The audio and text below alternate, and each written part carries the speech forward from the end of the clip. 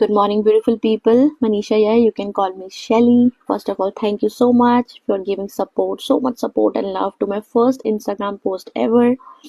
वही हम छोटी छोटी improvements करेंगे 7 days की series to have a better version of ourselves in 2026. Yesterday we started with day 1. I'll quickly give you a recap. To keep a water bottle with ourselves for next 7 days and finish at least 3 liters of intake of water daily. 3 नहीं हो पाता 2.5 करेंगे, 2 करेंगे. I know थोड़ी ठंड है, please थोड़ा सा वार्म वाटर ऐड करो सो दैट आपको सोर थ्रोट ना हो, आपको कोल्ड ना लगे. आज सैटरडे है, you guys would be stepping out to meet your family, get togethers.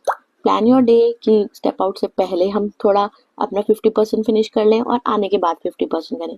पूरा नहीं भी हो पाता कोई बात नहीं, कोई मैराथन नहीं है जो हमें भाग के जीतना है. स्मॉल स्मॉल हैबिट्स हैं जो हमें इनकलकेट करनी है कि हम अपनी हेल्थ को, अपने आप को बेटर कर सके 2026 में. सी यू टुमारो.